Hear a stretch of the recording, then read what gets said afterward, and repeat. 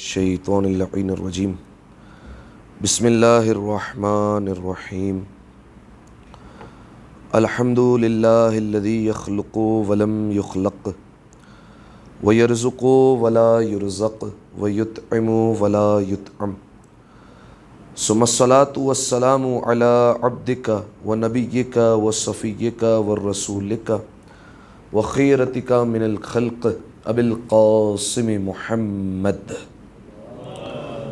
صلی علی محمد وعلی محمد وعلی اہل بیتہ الطیبین الطاہرین المعصومین المظلومین سیما ابن عمہ علی علیہ السلام وہو النبأ العظیم والصراط المستقیم والقرآن الکلیم وہو الصدیق الاکبر والفاروق الاعظم وحبل اللہ المتین وامام المسلمین ووصی رسول رب العالمین واللعنۃ الدائمۃ علی اعدائہم اجمعین اما بعد فقد قال ابو عبد اللہ جعفر بن محمد الصادق علیہ السلام ان اللہ تبارک و تعالی خص رسولہ صلی اللہ علیہ وآلہ بمکارم الاخلاق فامتحنوا انفسکم فان کانت فیکم فاحمدوا اللہ صلوات علی محمد وآل محمد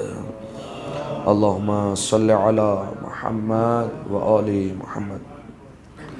تمام تر تعریفیں اس ذات وحدہ لا شریک کے لیے کہ جس نے ہمیں روز جمعہ دیکھنا نصیب فرمایا، اور تمام تر شکر بھی اسی کی بارگاہ میں کہ جس نے نماز جمعہ جیسی سعادت سے ہمیں ہمکنار فرمایا۔ مزید توفیقات میں اضافے کے لیے، اپنے نفوس کی اصلاح کے لیے، تقوی کی دولت سے مالا مال ہونے کے لیے ایک دفعہ مل جل کر بآواز بلند صلوات ہدیہ کر دیں۔ اللہم صلی علی محمد وآل محمد۔ جزاکم اللہ۔ سامعین محترم، شیعہ کون ہے، اہل تشیع کی صفات کیا ہونی چاہیے اور ان کی کیا علامات ہیں، اس پر ہم مسلسل گفتگو کر رہے ہیں، اور آج یہ سلسلہ گفتگو اپنے آخری مرحلے میں داخل ہو رہا ہے۔ سامعین محترم، آپ کی خدمت میں اس بات کو بیان کیا کہ پروردگار عالم کا اس بات پر کروڑوں مرتبہ بھی شکر ادا کیا جائے تو کم ہے کہ اس نے ہمیں ایسے گھرانے میں پیدا کیا جہاں ہمیں محبت اہل بیت مل گئی، جہاں ہم اہل بیت علیہ السلام سے وابستہ ہو گئے۔ یقیناً ایک ایسی نعمت ہے جو پروردگار عالم نے ہر کسی کو میسر نہیں کی، ہر کسی کو عطا نہیں کی۔ ہم خوش نصیب ہے اس معاملے میں۔ لیکن سامعین محترم، مسلمان گھرانے میں پیدا ہو جانا، مومن گھرانے میں پیدا ہو جانا یہ اور ہے، اور اپنے آپ کو اسلام کے مزاج کے اعتبار سے ڈھال لینا یہ اور بات ہے۔ یعنی کیا مطلب؟ اسلام ہمارے مزاج میں ڈھلنے کا پابند نہیں ہے۔ ہم یہ نہیں کر سکتے کہ اسلام ہمارے حساب سے چلے، نہیں، ہم مسلمان ہیں تو ہمیں اسلام کے اعتبار سے چلنا ہے، ہم اہل بیت کے ماننے والے تو ہمیں اہل بیت کے حساب سے چلنا ہے، ہم مومن ہیں تو ہمیں ایمان کے حساب سے چلنا ہے۔ ان تمام تر چیزوں کو یا ہستیوں کو ہم اپنا پابند نہیں کر سکتے، جو کہ آپ جانتے ہیں آخری زمانے میں بالکل اس کے برعکس ہوتا ہے، جو کہ علامت بھی آخری زمانے کی۔ آپ کی خدمت میں روایت کا ایک حصہ بیان کروں، فقط بہت طویل روایت ہے، اس میں سے فقط ایک چیز بیان کروں گا۔ آپ نے نام سنا ہے صحابی کا، جناب جابر ابن عبداللہ انصاری، بہت بزرگ صحابی ہیں اور جلیل القدر صحابی ہیں۔ روایت کے جملے ہیں کہ ایک دن مسجد میں داخل ہوئے، اور مسجد میں داخل ہوتے ہی صفوں کو چیرتے ہوئے آگے کی طرف بڑھنے لگے۔ ہوتا کیا ہے، جب انسان مسجد میں آتا ہے دیکھتا ہے کہ بالفرض صفیں پر ہو چکی ہیں، تو پھر جہاں جگہ ملتی ہے وہیں پر جو ہے وہ بیٹھ جاتا ہے، وہیں پر قیام کر لیتا ہے۔ جابر بن عبداللہ انصاری ہے، کوئی انہیں روک تو سکتا نہیں تھا۔ جابر صفوں کو چیرتے ہوئے لوگوں کو ہٹاتے ہٹاتے آگے چلے گئے۔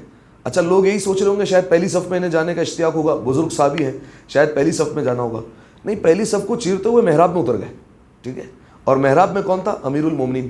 امیر المومنین جو ہے وہ نماز کے لیے کھڑے ہو رہے تھے اور ابھی تکبیر کہنا چاہتے تھے، جابر محراب میں اتر گئے۔ جابر کیا ہوا، آپ محراب میں کیوں اتر گئے؟ کہا کہ مولا ایک خواب دیکھ لیا ہے، اور ایسا خواب دیکھ لیا جس نے مجھے بے چین کر دیا ہے۔ اب آپ جب اس کی تعبیر بتائیں گے تو ہی دل کو سکون ملے گا اور دل کو قرار ملے گا۔ مولا نے کہا جابر کیا خواب دیکھا ہے؟ اب جناب جابر نے پورا خواب بیان کیا۔ اچھا، ہم جو خواب دیکھتے ہیں اس میں کیا ہوتا ہے؟ اس میں یہ ہوتا ہے کہ بالفرض ہم ایک جب خواب دیکھ رہے ہوتے ہیں تو اس میں ایک ترتیب ہوتی ہے۔ بالفرض ہم دیکھ رہے ہوتے ہیں کہ ہم جو ہے وہ بالفرض کربلا چلے گئے، کربلا کے بعد جو ہے وہ ہم یہاں جا رہے ہیں، ٹھیک ہے، یہ خواب میں ہم دیکھ رہے ہیں۔ تو جب خواب دیکھ رہے ہوتے ہیں تو ایک مووی کی طرح پورا سین چل رہا ہوتا ہے، ٹھیک ہے، کوئی جو ہے وہ بالفرض کوئی مووی جو ہے وہ چلا دی، اس اعتبار سے جو ہے وہ خواب چل رہا ہوتا ہے۔ جابر کے خواب میں یہ نہیں تھا۔ جابر نے جو خواب دیکھا وہ البم کی طرح دیکھا تھا، ٹھیک ہے. یعنی کیا مطلب، ہمارے گھر میں بالفرض آپ نے دیکھا ہوگا بزرگ جو ہے وہ البم سنبھال کے رکھتے ہیں، پرانی تصاویر، اس کا ایک البم بنایا ہوا ہے. اس میں کیا ہوتا ہے، اس میں اگر آپ البم کھولیں گے تو ایک تصویر جو ہے وہ بالفرض شادی کی ہے، ایک تصویر ان کی جوانی کی ہے، ایک تصویر ان کے اسکول کے زمانے کی ہے، ایک تصویر ان کی یونیورسٹی کے زمانے کی ہے. اس طریقے سے جو ہے وہ تصاویر ہوتی ہیں، ٹھیک ہے. یعنی منظر بدل رہے ہوتے ہیں، کوئی جو ہے وہ ترتیب نہیں ہوتی. تو جابر نے دیکھا، مولا میں نے خواب میں یہ دیکھا ہے کہ مختلف تقریباً 7 یا 8 مناظر دیکھیں جو ایک کے بعد ایک منظر بدل رہا ہے، ٹھیک ہے. اب وہ جابر نے جب ایک ایک کر کے منظر بتائے مولا کو، تو امیر المومنین نے فرمایا جابر یہ تم نے منظر کہاں دیکھے، یہ تم نے خواب کہاں دیکھا، یہ تو تم نے آخری زمانہ دیکھ لیا ہے. اور فرمایا جابر یہ جو آخری زمانہ دیکھا ہے تم نے، آخری زمانے میں لوگوں کی یہی حالت ہوگی، یہ تم نے آخری زمانہ دیکھ لیا. اب مولا نے ایک ایک کر کے سارے جو ہے وہ مناظر کی تصویر جو ہے وہ جو جابر نے دیکھی تھی اس کی تعبیر بیان کی. اس میں سے ایک جو ہے وہ منظر خالی آپ کے سامنے رکھنا ہے. جو پہلا منظر تھا وہ جناب جابر نے بیان کیا کہ مولا میں نے یہ دیکھا کہ آسمان سے لے کر زمین تک ایک سفید کپڑا لٹک رہا ہے، ٹھیک ہے. اس زمانے میں کپڑے کی قیمت، کپڑا سونے اور چاندی سے زیادہ قیمتی ہوا کرتا تھا، ٹھیک ہے. اور اگر بالفرض لوگ سودا بھی کرتے تھے، کوئی چیز خریدتے تھے یا فروخت کرتے تھے، تو اس میں بھی لفظ استعمال کرتے تھے میں تمہیں فلاں چیز بیچتا ہوں فلاں اتنے میٹر کپڑے کے ذریعے سے، اتنا میٹر یہ والا کپڑا اس کے ذریعے سے بیچتا ہوں. سونے اور چاندی سے قیمتی ہوتا تھا کپڑا اس زمانے میں. تو آسمان سے لے کر زمین تک جابر کہتے ہیں قیمتی ترین کپڑا، کہتے ہیں کہ اس سے زیادہ قیمتی کپڑا نہیں ہو سکتا، سفید رنگ کا لٹک رہا ہے. اس کے برابر میں ایک منادی کھڑا ہوا ہے، ندا دینے والا، وہ چیخ چیخ کر اعلان کر رہا ہے اے لوگوں جس کو کپڑا چاہیے جتنا چاہیے آؤ، اپنے اعتبار سے جو ہے وہ آ کر یہ کپڑا لے کر جاؤ. تو مولا نے کہا جابر پھر کیا ہوا؟ کہا مولا لوگ آ رہے ہیں اور لوگ آ کر جو ہے وہ اس کپڑے کے پاس پہنچتے، لیکن اپنے ہاتھ میں عجیب منظر میں نے یہ دیکھا، کینچیاں اور اوزار لے کر آئے، اور اس میں سے جو ہے وہ کچھ کاٹ رہے ہیں اور لے کر جا رہے ہیں. کوئی رومال کے برابر، کوئی کپڑے کے برابر لے کر جا رہے ہیں. ہونا کیا چاہیے تھا، اگر چیز مفت ہے آسمان سے زمین تک لٹک رہی ہے تو پورا لے جاؤ نا، ٹھیک ہے، پوری اٹھا لو. کہا نہیں مولا دیکھ رہا ہوں کہ اپنے مرضی کے اعتبار سے کاٹ کاٹ کے لے کر جا رہے ہیں. مولا نے فرمایا کہ جابر یہ آخری زمانے کا اسلام ہوگا. فرمایا مولا اسلام کا اس سے کیا تعلق؟ فرمایا آخری زمانے میں اسلام میں داخل ہونے کی کوئی قیمت نہیں ہوگی. آپ دیکھیے آج جو مذاہب جو آباد ہیں، جو مشہور اور بڑے مذہب ہے، یہودیت، کیا اس میں کوئی انسان ایسے ہی داخل ہو سکتا ہے؟ اس کی کئی شرائط ہیں. ماں باپ یہودی ہوں گے، دونوں میں سے ایک یہودی ہونا چاہیے، اتنی قیمت ادا کرو گے، یہ شرائط ہیں. اس کے بعد آؤ یہودیت میں. عیسائیت کی، نصرانیت کی اپنی شرائط ہیں، ٹھیک ہے، آتش پرستوں کی اپنی شرائط ہیں. لیکن اسلام واحد مذہب ہے کہ اعلان کیا جا رہا ہے بس کلمہ پڑھو اور آ جاؤ اور داخل ہو جاؤ اسلام میں، ٹھیک ہے. کوئی شرائط نہیں ہے، کوئی قیمت تمہیں نہیں دینی، بس آ جاؤ اور اسلام میں داخل ہو جاؤ. کہا ہونا کیا چاہیے جابر کہ لوگ جب اعلان یہ کیا جا رہا ہے کہ اسلام میں آ جاؤ تو لوگوں کو اسلام میں آنا چاہیے اور مکمل اسلام میں ہونا چاہیے. لیکن جابر آخری زمانے میں ہوگا یہ اپنی مرضی کا ٹکڑا کاٹیں گے، اپنی مرضی کا اسلام لیں گے، باقی چھوڑ دیں گے، ٹھیک ہے. یہ آخری زمانے کا اسلام ہوگا. تو میرا پہلا جملہ خطبے کا میں نے کیا کہا، ہمیں اسلام کے مزاج کے مطابق ڈھلنا ہے. اسلام ہمارے مزاج کے مطابق نہیں ڈھلے گا، ٹھیک ہے. ہمیں کوشش کرنی ہے کہ ہم اپنی پوری ہستی کو اور پورے وجود کو اسلام کے مزاج میں ڈھال لیں. اسلام کو ہم اپنا پابند نہیں کر سکتے، ٹھیک ہے. اب میں آپ کو اس کی ایک مثال دیتا ہوں کہ کیسے ہوتا ہے. بالفرض ایک جو ہے وہ بزرگ دنیا سے چلے گئے، ان کے بیٹوں کو جو ہے وہ افسوس ہوا کہ ہمارا باپ دنیا سے چلا گیا. لیکن شریعت کا ایک قانون سامنے آیا میراث کا کہ ابا دنیا سے گئے ہیں، اب ابا نے جتنا کمایا تھا وہ جو ہے وہ بالفرض 2 بیٹے ہیں تو ان میں تقسیم ہو جائے گا. بیٹے بڑے خوش ہو گئے، ٹھیک ہے، کہ کتنا خوبصورت قانون ہے اسلام کا، ٹھیک ہے، کہ میراث کا قانون بنایا. دوسرے مذاہب میں یہ ہوتا کہ جو ہے وہ بالفرض مذہبی عبادت گاہوں کو جو ہے وہ دے دیا جاتا یا فلاں جگہ پر دے دیا جاتا. کتنا پیارا قانون ہے جو پروردگار عالم نے بنایا. میراث کا قانون پسند آیا، لے لیا. یہی پیسہ میراث کا انہوں نے لگا دیا کاروبار میں. کاروبار میں جب منافع ہوا، اسلام اگلے سال آ کر دروازے پہ کھڑا ہو گیا، خمس نکالو، ٹھیک ہے. اب برا لگنے لگا، یہ کون سا قانون ہے، ٹھیک ہے، کہ جو ہے وہ محنت ہم کر رہے ہیں، خون پسینے کی کمائی ہماری ہے، ٹھیک ہے. اسلام کہہ رہے ہیں 5واں حصہ دو. تو جو میراث کا قانون تھا بڑا پسند آیا، لے لیا. لیکن جہاں خمس کی بات آئی وہاں پر جو ہے وہ چھوڑ دیا. اسی طریقے سے نماز باقی جب بات کی ظہر اثر اور مغرب عشاء کی، بڑا جو ہے وہ رج سچ کر جو ہے وہ پہنچے مسجد میں، عبادت کرتے رہے. جہاں فجر کی بات آئی تو فوراً جو ہے وہ سر تکیے پر رکھا. یہ کون سا قانون ہے؟ رات کو بندہ سو رہا ہے، تھکا آ رہا ہے اور اسلام کہہ رہا ہے اٹھو بستر سے، پڑھو 2 رکعت نماز. اچھا ایسا بھی نہیں ہے کوئی 11 رکعت نماز ہو یا جو ہے وہ 50 رکعت نماز ہو، اتنا جو ہے وہ کوئی اہم کام ہو، 2 رکعت نماز کے لیے بستر سے اٹھا رہا ہے، اٹھو ٹھنڈی میں جو ہے وہ وضو کرو اور جو ہے وہ نماز پڑھنی ہوگی. تو جو پسند آیا وہ لے لیا، جو نہیں پسند آیا اسے چھوڑ دیا، ٹھیک ہے. تو مولا امیر نے فرمایا جابر یہ جو تم نے خواب دیکھا ہے اس کا ایک منظر جو تم نے دیکھا ہے کہ سفید کپڑے کو لوگ آ کر کوئی پورا نہیں لے رہا، حالانکہ مفت بٹ رہا ہے، اپنی مرضی سے آ رہے ہیں اور کاٹ کر لے کر جا رہے ہیں. جابر یہ آخری زمانے کا اسلام ہوگا. لوگ جو ہے وہ آئیں گے، کوئی مکمل اسلام میں داخل نہیں ہوگا بلکہ اپنی مرضی کا اسلام لیں گے اور جو ہے وہ چلے جایا کریں گے. تو سامعین محترم، اسلام کو اپنے مزاج میں نہیں ڈالنا، خود ہمیں اسلام کے مزاج میں ڈھلنا ہوگا. اب سامعین محترم، میں نے جو حدیث آپ کے سامنے مسلسل پڑھی ہے، چھٹے امام جعفر صادق علیہ الصلوۃ والسلام کی حدیث مبارکہ ہے۔ اللہم صلی علی محمد و آل امام۔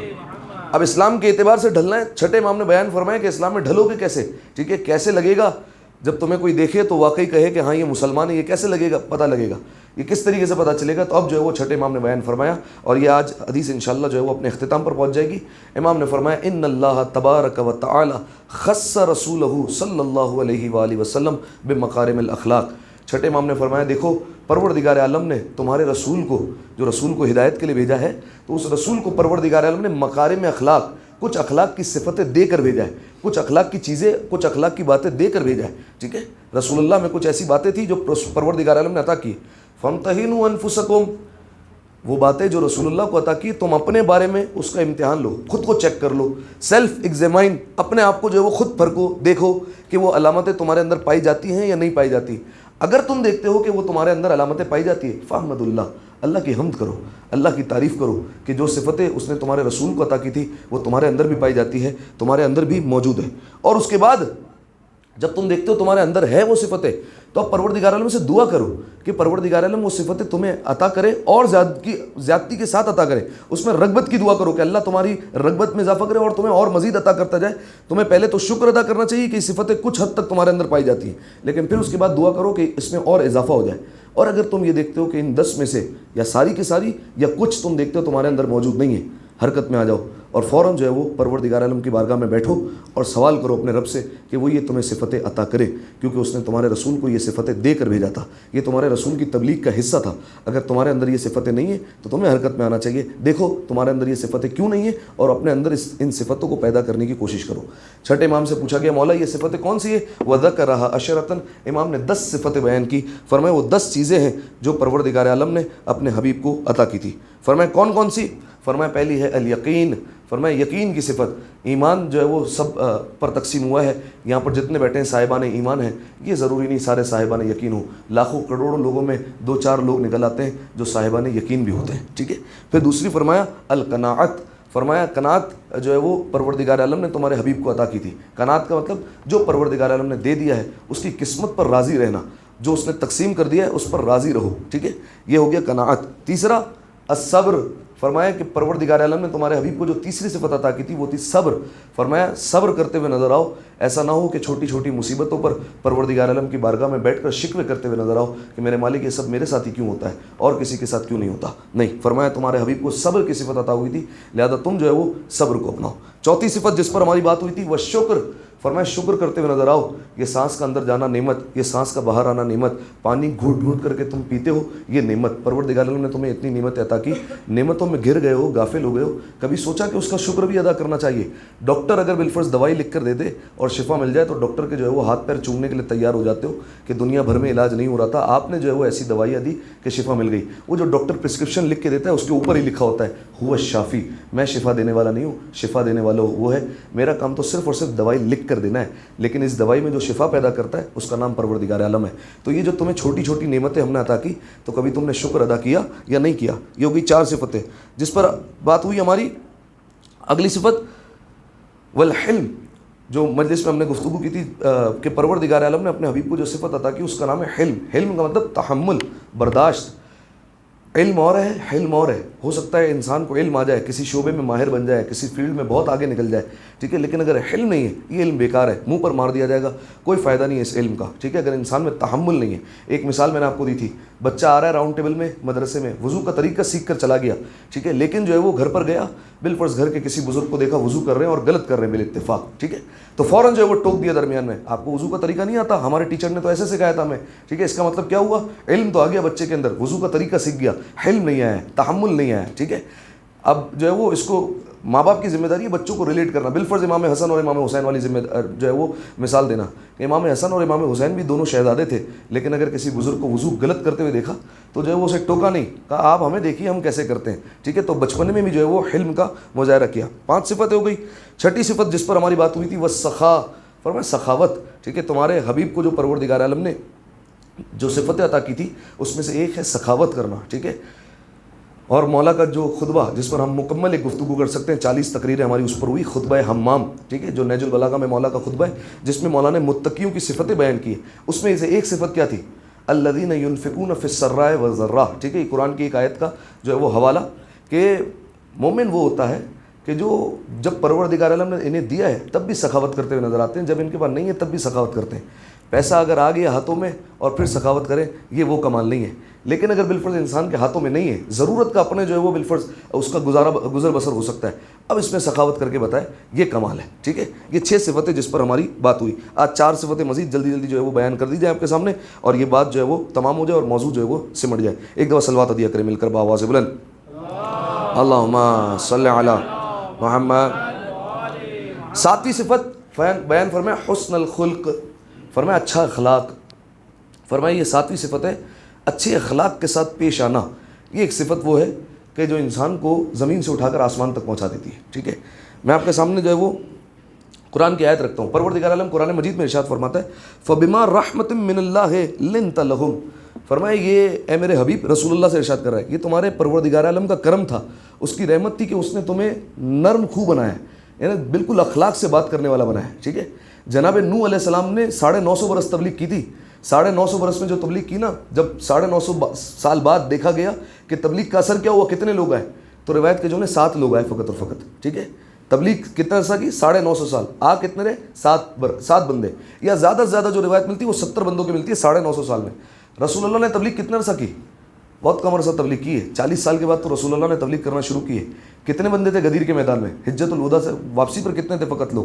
1.5 لاکھ کا مجمع تھا. ٹھیک ہے، یہ صرف اتنے سے عرصے میں. ٹھیک ہے، یہ تو وہ لوگ تھے جو حج پر آئے تھے، اس کے علاوہ نہ جانے دنیا میں کتنا اسلام پھیل چکا تھا. یہ سب کیوں ہوا؟ فرمایا یہ تمہارے رب کا کرم تھا کہ اس نے تمہیں جو ہے وہ اچھا اخلاق والا بنایا اور تمہیں جو ہے وہ نرم خو بنایا. جو تم نرمی سے بات کرتے ہو اس وجہ سے ہوا. وَلَوْ كُنْتَ فَظًّا غَلِيظَ الْقَلْبِ لَانفَضُّوا مِنْ حَوْلِكَ. اے میرے حبیب اگر تم سخت اور تند بات کرنے والے ہوتے نا، اگر تم انہیں جھڑک دیتے تو ہوتا کیا، یہ تمہارے آس پاس سے منتشر ہو جاتے اور دور ہو جاتے. یہ تمہارے ارد گرد جو دائرہ لگا رہتا ہے، یہ تمہارے اخلاق کی وجہ سے دائرہ لگتا ہے. یہ تمہارے پروردگار عالم کا کرم ہے. ٹھیک ہے، ایک آپ کے سامنے آیت بھی پڑھوں قرآن مجید کی، کہ کچھ لوگوں نے اعتراض کیا اور کہا وَقَالُوا لَوْلَا نُزِّلَ هَذَا الْقُرْآنُ عَلَى رَجُلَيْنِ مِنَ الْقَرْيَةَيْنِ عَظِيمٍ. فرمایا اگر پروردگار عالم کو جب رسول اللہ نے اعلان کیا اسلام کا اور کہا کہ اللہ کے سوا کوئی معبود نہیں، تو فوراً جو ہے وہ کفار اعتراض کر کے کہنے لگے اگر اللہ کو یہ قرآن اتارنا ہی تھا، اگر اللہ کو یہ اسلام بھیجنا ہی تھا، تو پھر 2 عظیم بستیوں میں سے کسی عظیم شخص پر اتارتا. ٹھیک ہے، یعنی 2 بستیوں سے مراد مکہ اور مدینہ یا مکہ اور طائف، ان 2 بستیوں میں سے کسی عظیم شخص پر اسلام اور قرآن اتارنا چاہیے تھا. ٹھیک ہے، عظیم سے مراد وہ کیا لے رہے تھے؟ مالدار، دولت مند، رئیس قبیلہ کوئی ہوتا. عبداللہ کے یتیم پر جو ہے وہ قرآن اتار دیا. ٹھیک ہے، کوئی عظیم چیز تو ہوتی. فوراً پروردگار عالم نے قرآن مجید میں ایک مقام پر آواز دے کر کہا انک لعلی خلق عظیم. ہم نے آپ کو اخلاق کے بلند ترین مرتبے پر جو ہے وہ فائز کیا ہے. یہ جو مال و دولت ہے یہ ہاتھ کا میل ہے، یہ ایک دن نکل جائے گا ہاتھ سے، لیکن بلند وہ ہوتا ہے جس کے پاس بہترین کردار ہو، بہترین اخلاق ہو. اے میرے حبیب ہم نے آپ کو یہ عطا کیا ہے. آپ دیکھیے ذرا رسول اللہ کی زندگی میں آپ کو کوئی ایسا شخص نہیں ملے گا. رسول اللہ پر تہمتیں لگائی گئی ہیں، جادوگر کہا گیا، رسول اللہ کو جو ہے وہ بالفرض مجنون کہا گیا، لیکن آپ کو کوئی ایسا نہیں ملے گا جس نے رسول اللہ کو جھوٹا کہا ہو. ٹھیک ہے، یہ نہیں ملے گا کہ کوئی رسول اللہ کو جھوٹا کہہ رہا ہو کہ یہ نبی جھوٹ بول رہا ہے، یہ آپ کو کبھی نہیں ملے گا، کیونکہ پروردگار عالم نے فرمایا انک لعلی خلق عظیم. ہم نے آپ کو بلند ترین کردار پر جو ہے وہ فائز کیا. اس حوالے سے 2 روایتیں سن لیں. روایت کے جملے کہ رسول اللہ کے زمانے میں ایسا ہوا ایک بار کہ کچھ لوگ آئے اور کہا یا رسول اللہ فلاں صحابی جو ہے وہ دنیا سے چلا گیا، ہم جو ہے وہ اس کی قبر کی کھدائی کی کوشش کر رہے ہیں، لیکن یا رسول اللہ ہم نے ہر طریقے کا اوزار استعمال کر لیا، لیکن زمین ہے کہ خود کر نہیں دے رہی، زمین میں کھدائی نہیں ہو پا رہی. ایسا لگتا ہے ہم چٹانوں پر مار رہے ہیں، مضبوط چٹان پر مار رہے ہیں، زمین جو ہے وہ راستہ نہیں دے رہی اور قبر میں جو ہے وہ کھدائی نہیں ہو پا رہی. تو فوراً جو ہے وہ رسول اللہ نے بیان فرمایا. اب اس کی جو ہے وہ علماء نے 2 مطلب لیے. فرمایا کہ بھلا کیوں کر ایسا ہو سکتا ہے کہ جب کہ تمہارا مرنے والا اچھے اخلاق کا آدمی تھا. یعنی اس کے 2 ترجمے ہو سکتے ہیں. ایک یا تو رسول اللہ تعجب کر رہے ہیں ایسا کیسے ہو سکتا ہے کہ جب کہ جو مرا ہے وہ بہت اچھے اخلاق کا آدمی تھا، تو پھر زمین راستہ کیوں نہیں دے رہی ہے. دوسرا پھر جو ہے وہ یہ ہو سکتا ہے کہ رسول اللہ کہیں کہ زمین راستہ بھی کیوں دے گی، وہ اچھے اخلاق کا آدمی تھا کیا. ٹھیک ہے، یہ 2 جو ہے وہ ترجمے، 2 جو ہے وہ علماء تفسیر نے جو ہے وہ لہجے بیان کیے. تو پھر جیسے ہی رسول اللہ نے کہا تو رسول اللہ نے کہا چلو میرے ساتھ آئے اس مقام پر، اور رسول اللہ نے کہا کہ ایک پانی کا جو ہے وہ برتن لایا جائے، اور پھر رسول اللہ نے ہاتھ رکھا اور کہا کہ اب ہاتھوں پر پانی ڈالو. جب ہاتھوں پر پانی ڈالا اور ہاتھوں سے مس ہوتے ہوئے پانی اس جگہ پر پڑا، تو اب صحابہ کہتے ہیں کہ ایسا لگ رہا تھا کہ ہم ریت ہٹا رہے ہیں. ٹھیک ہے، وہ جو چٹان تھی وہ گویا ریت میں بدل گئی، اب اسے ہٹا رہے ہیں. ٹھیک ہے، یعنی جو ہے وہ جو اچھے اخلاق کا مالک ہے، رسول اللہ نے کہا اگر اچھے اخلاق کا مالک ہے تو پھر جو ہے وہ ایسا ہو نہیں سکتا زمین اس کو راستہ جو ہے وہ نہ دے اور اس کو قبر میں جو ہے وہ کوئی دشواری ہو. ٹھیک ہے, رسول اللہ چونکہ خلق عظیم کے مالک تھے, ہاتھ سے پانی مس ہوا اور زمین جو ہے وہ گویا ریت میں تبدیل ہو گئی. ٹھیک ہے, اب اس دلیل پر جو ہے وہ ایک اور روایت سنیے. رسول اللہ کا ایک صحابی جس کا نام تھا سعد بن معاذ, بہت جلیل القدر صحابی تھے. رسول اللہ کے پاس کچھ لوگ آئے, رسول اللہ سے کہا یا رسول اللہ سعد دنیا سے چلا گیا. رسول اللہ اٹھے اور کہا چلو میرے ساتھ. آئے رسول اللہ, روایت کے جملے, جب غسل دیا جا رہا تھا پیچھے کھڑے ہوئے تھے, دیکھ رہے تھے سارے منظر. ٹھیک ہے, اور جو ہے وہ مدد کر رہے تھے سعد کو جو ہے وہ غسل دینے میں. پھر جب کفن کی باری آئی, رسول اللہ خود اس میں پیش رہے, رسول اللہ نے کفن بھی ساتھ میں دیا. پھر اس کے بعد اس زمانے میں جو بھی تابوت تھا رسول اللہ نے خود مدد کی اور اس پر جو ہے وہ منتقل کیا. پھر اس کے بعد روایت کے جملے, جب جنازہ چلا ہے تو رسول اللہ پیچھے چل رہے تھے, اس عالم میں چل رہے تھے کہ پا پیادہ تھے, یعنی پا برہنہ تھے. رسول اللہ کے جو ہے وہ پیروں میں نالین نہیں تھی. ٹھیک ہے, پا برہنہ چل رہے تھے اور شانوں پر ردا بھی نہیں تھی. یہ عرب میں اس بات کی علامت ہوتی تھی کہ یہ چلنے والا شدید مصیبت میں ہے. ٹھیک ہے, اور جو ہے وہ شانوں پر ردا نہیں ہے. رسول اللہ چل رہے ہیں ساتھ ساتھ مصیبت کے عالم میں. اور پھر رسول اللہ کبھی جو ہے وہ دائیں سے کاندھا دیتے, کبھی بائیں سے کاندھا دیتے, ساتھ میں چل رہے ہیں. جب قبر کے پاس پہنچے رسول اللہ قبر میں اترے اور لحد بنائی. ٹھیک ہے, قبر اور ہے لحد اور ہے. لحد جو ہے وہ پورا اس قبر کو جو ہے وہ منظم کرنا رسول اللہ نے منظم کیا اپنے ہاتھوں سے. پھر اس کے بعد جب اس سعد کو اتارا گیا, سعد بن معاذ کو, تو پھر رسول اللہ نے جو تکیہ بناتے ہیں سر کے نیچے, وہ تکیہ رسول اللہ نے اپنے ہاتھوں سے بنایا. اس کے بعد خود قبر سے باہر آئے اور جو ہے وہ صحابیوں کو دیکھ کہتے رہے کہ ریت اور جو ہے وہ یہ اینٹیں مجھے دیتے رہو, میں خود جو ہے وہ قبر بناتا ہوں. خود جو ہے وہ قبر بنائی اور اس کے بعد تمام صحابہ کے ساتھ غم کا اظہار کرتے رہے. سعد بن معاذ کی والدہ وہاں پر کھڑی تھی اور ایک جملہ کہا, ہنی لک الجنہ یا سعد, اے سعد جنت کی بہت بہت مبارک ہو, بہت بہت بشارت ہو. اب اس سے بڑھ کر جنت کا کیا مقام ہو سکتا ہے؟ کائنات کا سب سے بڑا رسول جو ہے وہ تمہارے ساتھ چل رہا ہے, غم کے عالم میں ہے اور جو ہے وہ یہ تمام تر انتظامات وہ خود کر رہا ہے. اس سے بڑھ کر جو ہے وہ تمہارے لیے کیا ہو سکتا ہے؟ جیسے ہی رسول اللہ نے یہ سنا, رسول اللہ نے فوراً بیان فرمایا کہ اس وقت سعد بن معاذ پر فشار قبر ہو رہا ہے. ٹھیک ہے, اس وقت زمین جو ہے وہ اسے جکڑ چکی ہے اور اس پر فشار قبر ہو رہا ہے. تو سعد کی والدہ جو ہے وہ رونے لگ گئی. اصحاب جو ہے وہ کانپ گئے اور اصحاب نے کہا یا رسول اللہ, ہم نے دیکھا سارے انتظامات آپ نے کیے, یا رسول اللہ اس کے بعد آپ کہہ رہے ہیں کہ اس پر جو ہے وہ عذاب ہو رہا ہے. رسول اللہ نے کہا نعم انہ فی خلقہ مع اہلہ سوءا, فرمایا وہ اس وجہ سے کہ چاہے کائنات کا رسول ایسا کرتا رہا ہو, فرمایا میں نے اس لیے ایسا کیا کیونکہ میں نے فرشتوں کو دیکھا تھا کہ فرشتے پا پیادہ تھے, پا برہنہ تھے, ان کے شانوں پر ردانی تھی, وہ بھی غم کی حالت میں تھے, وہ بھی جو ہے وہ تابوت کو کاندھا دے رہے تھے. لیکن یہ جو ہے وہ اس لیے کیا کیونکہ فرشتے سعد کی جو ہے وہ عظمت کو جانتے تھے کہ سعد کتنا بڑا صحابی تھا. لیکن عذاب اس وجہ سے ہو رہا ہے انہ فی خلقہ مع اہلہ سوءا, کہ سعد اپنے گھر والوں کے ساتھ اخلاق میں بالکل بھی اچھا نہیں تھا, اس وجہ سے جو ہے وہ عذاب ہو رہا ہے. جیسے یہ کہا تو فوراً جو ہے وہ سعد کی والدہ اٹھی اور کہا یا رسول اللہ آپ نے بالکل ٹھیک کہا, باہر والوں کے ساتھ تو سعد کا اخلاق بہت اچھا تھا لیکن گھر والوں کے ساتھ اس کا اخلاق بالکل بھی اچھا نہیں تھا. تو اخلاق جو ہے وہ پارٹ ٹائم ڈیوٹی نہیں ہے, 24 گھنٹے کی ڈیوٹی ہے, اور جو ہے وہ چاہے گھر میں ہو چاہے انسان کسی بھی عالم میں ہو, اخلاق کا مظاہرہ جو ہے وہ نہیں چھوڑا جا سکتا. ایک دو صلوات عطیہ کریں گے مل کر بآواز بلند, اللہم صلی علی محمد. 7 صفتیں ہو گئی, 3 صفتیں رہ گئی. پھر فرمایا کہ جو پروردگار عالم نے تمہارے حبیب کو اگلی صفت عطا کی اس کا نام ہے والغیرہ, غیرت. ٹھیک ہے, یہ کسے کہا جاتا ہے؟ جیسے ہم آسان زبان میں کہتے ہیں حیا, ٹھیک ہے, شرم, غیرت, یہ ایک انسان کے اندر ہونی چاہیے. بعض لوگ جو ہے وہ آپ نے دیکھا ہوگا ایسے ایسے کام کرتے ہیں, بالفرض جو ہے وہ سوشل میڈیا پر بالفرض جو ہے وہ فیملی کے ولاگز بنا رہے ہیں اور اس حالت میں بنا رہے ہیں کہ ہم جو ہے وہ کم از کم ہمیں برداشت نہیں ہوگا. یار یہ کس طریقے کے لوگ ہیں؟ ٹھیک ہے, اس کا مطلب ہے کہ ان کے اندر غیرت کی صفت نہیں ہے. ٹھیک ہے, حیا کی صفت نہیں ہے. جو پروردگار عالم نے اپنے حبیب کو صفت عطا کی تھی اس میں سے ایک ہے غیرت, ٹھیک ہے, حیا. اب آپ جو ہے وہ اس صفت کا آپ کو مظاہرہ کرنا, آئیے چلیے در فاطمہ پر اور آ کر دیکھیے آپ مظاہرہ کیسے ہوتا ہے. کہ رسول اللہ جو ہے وہ آئے ہیں ملاقات کرنے کے لیے, جناب سیدہ کے دروازے پر دستک دی, جناب سیدہ نے محسوس کر لیا کہ ساتھ میں کوئی ہے, فوراً جو ہے وہ دروازے کے پیچھے چلی گئی. رسول اللہ نے کہا میری بیٹی فاطمہ, یہ آنے والا ساتھ میں نابینا ہے, یہ جو ہے وہ تمہیں دیکھ نہیں سکتا, نابینا ہے. تو جناب سیدہ نے کہا وہ نہیں دیکھ سکتا, میں تو اسے دیکھ سکتی ہوں. ٹھیک ہے, میری تو جو ہے وہ اس پر نگاہ جا سکتی ہے. اس کو کہتے ہیں حیا, اس کو کہتے ہیں غیرت. رسول اللہ ایک دن مسجد میں بیٹھے ہوئے تھے نماز کے بعد, اور جو ہے وہ اصحاب سامنے بیٹھے ہوئے, رسول اللہ بیٹھے ہوئے, اور ہوتا یہ تھا نماز کے بعد جب گفتگو ہوتی تھی رسول اللہ کا کبھی ارادہ ہوا تو رسول اللہ سوال کر لیتے تھے.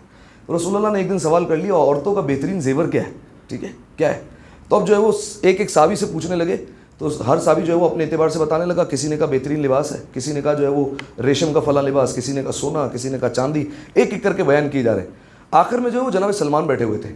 جناب سلمان جو ہے وہ اپنی مرضی سے جواب دینا نہیں چاہتے تھے, اٹھے اور آئے جناب سیدہ کے دروازے پر, اور جناب سیدہ کے دروازے پر آ کر جو ہے وہ دستک دی, اور جناب سیدہ نے پوچھا سلمان کیسے آنا ہوا؟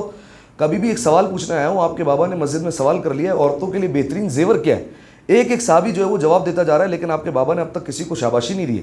تو آپ مجھے بتائیے کہ عورتوں کے لیے بہترین زیور کیا ہے؟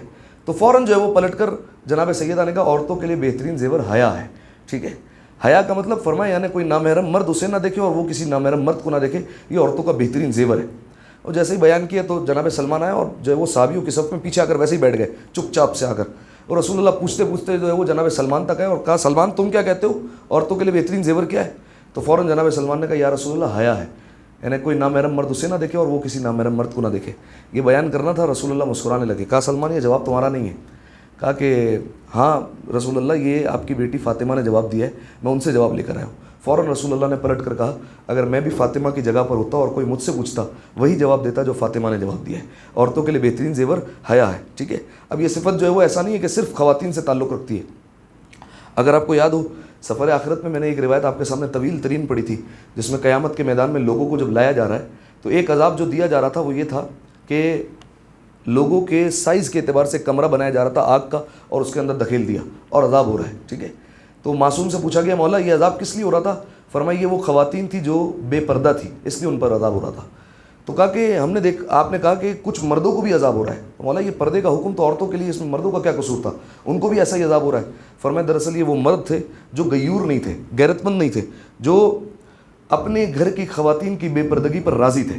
ٹھیک ہے، چونکہ ان میں غیرت نہیں پائی جاتی تھی لہذا پروردگار عالم نے انہیں بھی اس عذاب میں مبتلا کر دیا. ٹھیک ہے، 8 صفتیں ہو گئی. فرمایا الغیرت. ٹھیک ہے، اگلی صفت اور 2 صفتیں رہ گئی فقط اور فقط. ایک ہے شجاعت، بہادری. ٹھیک ہے، ہم جو ہے وہ سمجھتے ہیں شجاعت کا مطلب ہے فقط اور فقط طاقت دکھانا اور طاقت کا مظاہرہ کرنا. ٹھیک ہے، شجاعت کا مطلب یہ نہیں ہے. اب اگر میں آپ کے سامنے جو ہے وہ حدیثیں پڑھوں تو جو ہے وہ شاید بات طویل ہو جائے.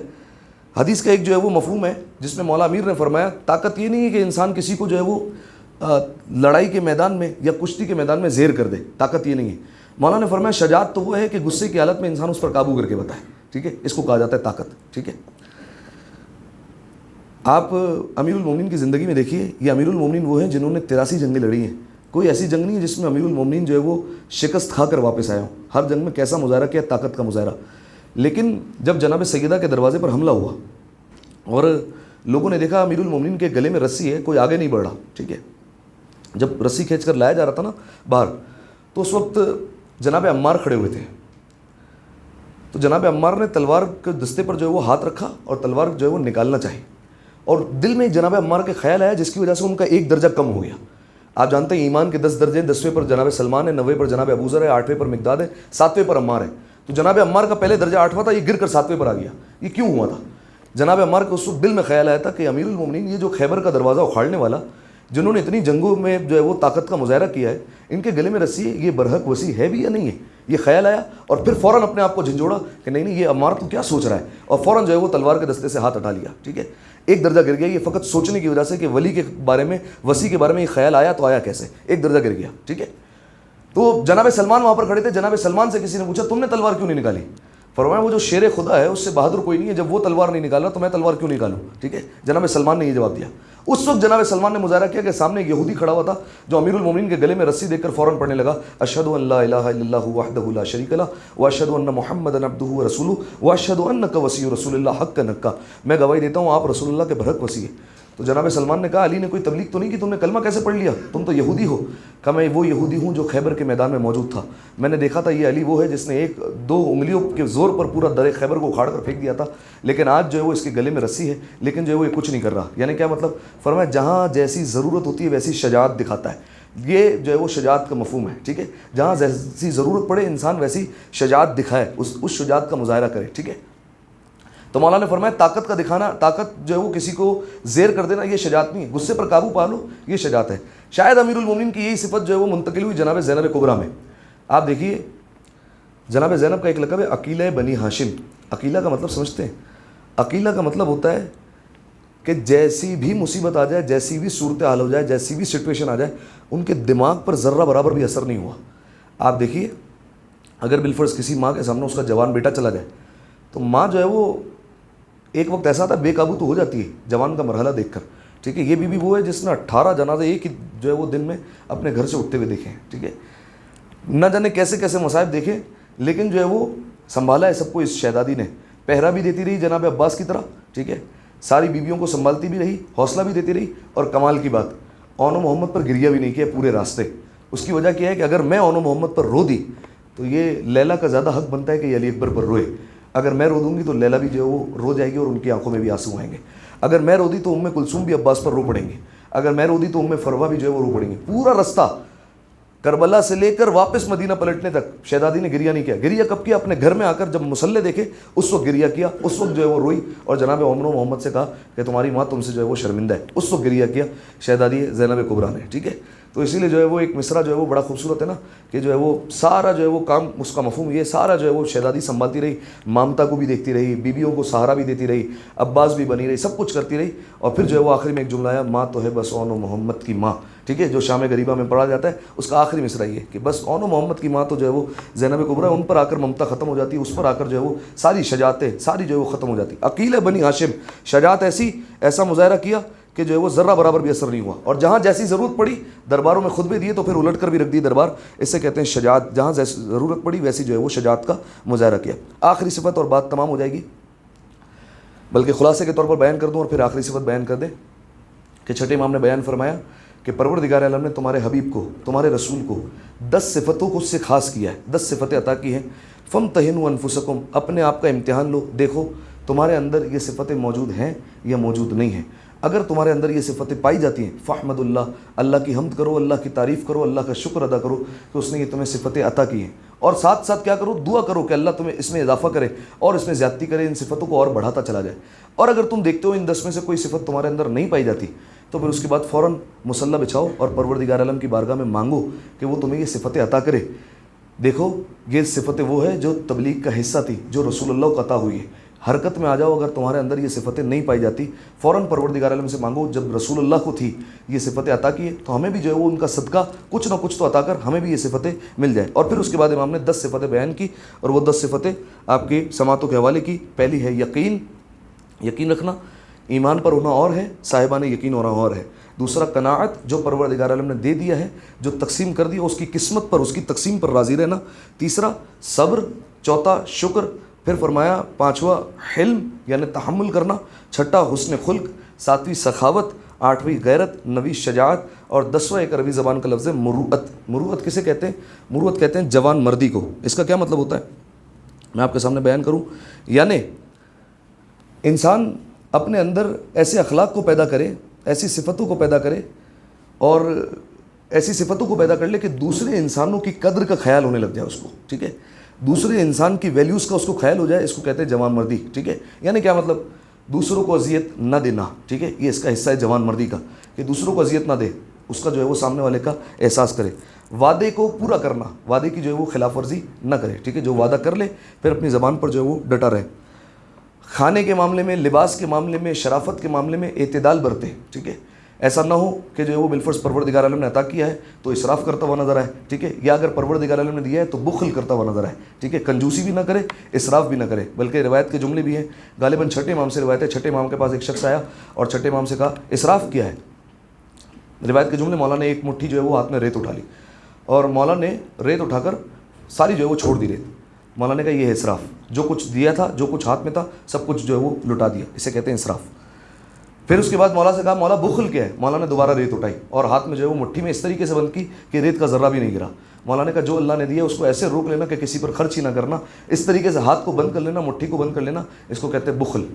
تو مولا سے پوچھا گیا مولا پھر بندے کو کیسا ہونا چاہیے، نہ اسراف کرے نہ بخل کرے؟ مولا نے کہا اعتدال، درمیان کی راہ اپنا ہے، ٹھیک ہے۔ تو مولا پھر یہ اعتدال کیا ہے؟ مولا نے تھوڑی سی انگلیاں کھول دی، ہلکی ہلکی ریت جو ہے وہ ہاتھ سے گرنے لگی۔ مولا نے کہا یہ ہے اعتدال، جو اللہ نے دیا ہے اس پر جو ہے وہ انسان آہستہ آہستہ اپنے اسٹینڈرڈ کے مطابق جو ہے وہ خرچ کرتا نظر آئے، اسے کہتے ہیں اعتدال۔ تو خیر آسان الفاظ میں یہ مروت، یہ جوان مردی اس کو کہتے ہیں کہ دوسرے انسانوں کی انسان جو ہے وہ قدر کرے، دوسرے انسانوں کے جو ہے وہ کام آئے، اسے کہتے ہیں جوان مردی۔ ایک دعا مل کر بآواز بلند صلوات عطیہ کر دیں۔ اللہم صلی علی محمد و آل محمد۔ اعوذ باللہ من الشیطان اللعین الرجیم، بسم اللہ الرحمن الرحیم۔ انا اعطیناک الکوثر فصل لربک وانحر ان شانئک هو الابتر۔ ان تمام تر صفتوں کو اپنانے کے لیے، اگر یہ صفتیں کوئی ہمارے اندر موجود نہیں ہیں، اس صفت کے حصول کے لیے، اور اگر موجود ہے تو اس صفت میں زیادتی کے لیے مل کر 3 دفعہ بآواز بلند صلوات عطیہ کر دیں۔